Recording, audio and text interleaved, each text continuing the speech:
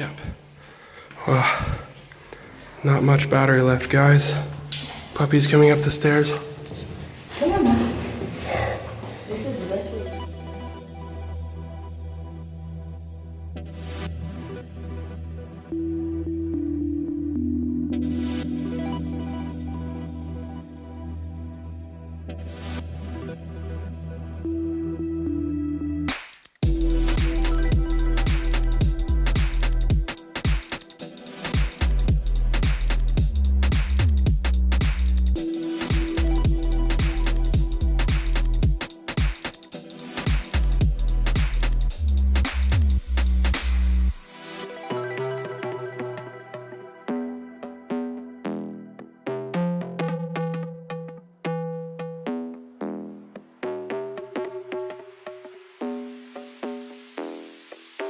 I've got these monsters in my head.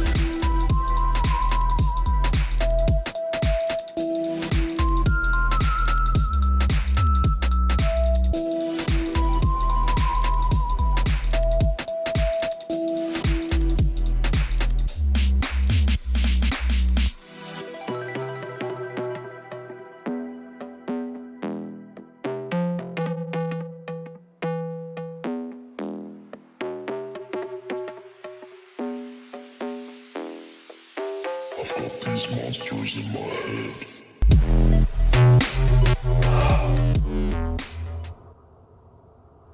As you all probably figure out soon enough, Amber and I have separated ways.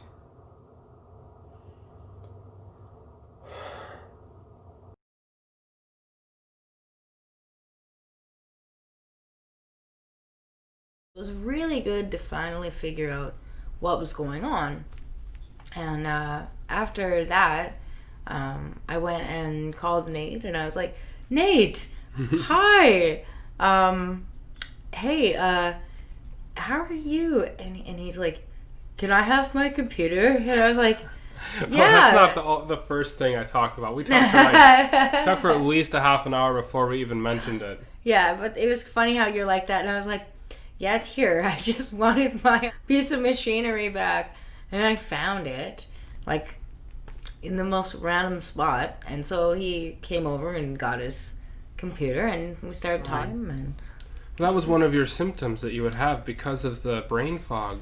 You would put something away in a safe place where you would thought that you would remember it, and then you would completely forget that you had done that, let alone where it was. Like, yeah. You didn't remember that you had put it away, let alone that you remember the place where it was. So it would ended up be like, if you felt like people were, or there was something, like I was taking your stuff or I hiding felt like it. Or someone was messing with me. Exactly. Because I literally would remember just setting it down, but not where I'd set it down. So it felt like I'd set it down and it was right behind me, and I just turned around and it should just be right there. And it wasn't there because it had been like an hour or days before that I had forgotten, or that I'd put it there and forgotten. Right. And I couldn't figure out what was going on, because when we first got together, you were doing pretty well, and like you were pretty healthy that summer, to be honest. We did a lot of walking around with the puppy. We had a lot of fun, and then over the winter, things kept compounding and compounding to the point where, like you mentioned earlier, it wasn't some crazy thing like I thought it was. Yeah.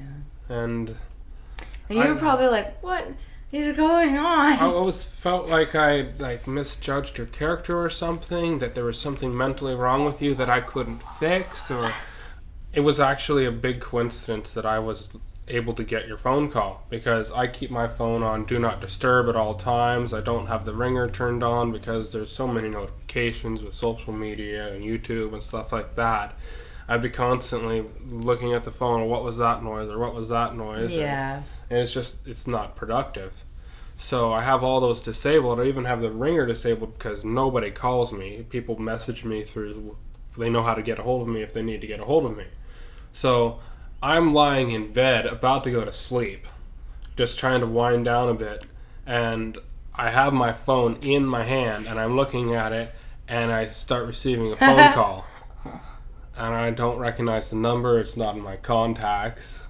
And I'm like, It was me. I guess I'll answer it. And I answer it, and it's you. And my heart went to like 120 in 3 seconds. I'm like, why are you calling me? I wasn't I'm not sleeping tonight. But pretty soon after we started talking, you said that you have been diagnosed. And that just that broke my heart to hear, because I didn't really know at that point about the symptoms that involved the mental effects with not being able to see properly and not being able to have short-term memory and having all sorts of difficulties with stuff like that. Yeah. And sleeping all the time. It all made sense when you started explaining it, and we started looking at the videos of other people. And I actually had to do almost an hour of research to try and find the documents about the stuff in your fingers and this stuff coming out other places. It's really hard because it's a rare symptom. It's very rare, yeah. But it gets misdiagnosed so often as something else that people think it's Well, there is a type of schizophrenia where you feel like you have bugs crawling all over your body.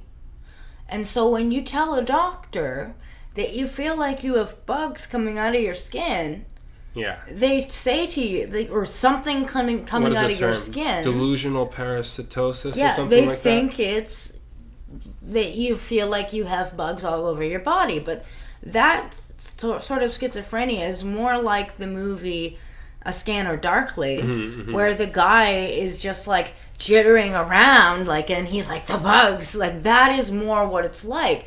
And it comes with, I haven't experienced, but I researched it, and I know it's different because it keeps coming up every time that I look up bacteria that's coming out of my skin. There's always something about bacterial paranoia and people that think that bugs are all over their body, and they generally wash all the time, and they have anxiety with it. They're scared about it. If a spider were to jump on me, I wouldn't feel like I had to wash my body. I wouldn't feel like, oh my god, it's laid eggs in my skin. I wouldn't do that. It's more like, I thought that I had glass because I couldn't really see it. It was really hard to see, yeah. I have bad eyesight, so it was really difficult for me to be able to see what was going on without a really high-powered light and without maybe a magnifying glass or something, or my camera or something.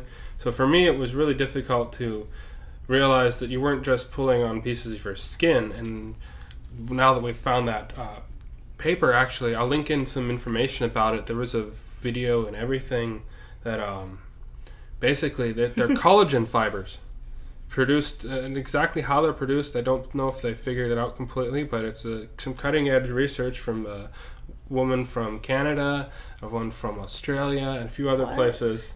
It's I showed you a little bit about I want to be involved in that so bad. I have vials that I've saved of them. You're right, you do? You have specimen vials? Yeah, and I've pulled them out in front of him. They grow in a little circular fashion sometimes, and then they'll grow straight. And those ones hurt the most because they'll just grow along the top of the skin. And then some of them will end up curling. And I've found the best way to deal with it or to prevent it is to use Bioderma. Bioderma, please sponsor us because I love your product so much. Just sponsor me for a free product. Like, I bathe in the Bioderma oil. I wash with the Bioderma oil. I use the Bioderma on my lips because I have lesions on my lips right now that are hidden by lipstick, but they sting. So it kind of looks like I have like plumped up lips. It's really hard to talk. But, Bioderma helps. And then I put like a polysporin on it. And it keeps the skin around it soft. And they will stay hard. And because of that, they go out. Interesting. And then once they come out almost to the top, I can let it dry. And they'll kind of go into the top layer that's starting to die. Because there's 8 layers of your skin. I took cosmetology and I know this, but there's 8 layers of your skin. And the top couple of layers are dead and dying, and the very top layer will just flake off. So it gets caught in the top layer, which is what this one's doing right now. Anyway, so this one is stuck in the dry layer, and so it's coming out painlessly.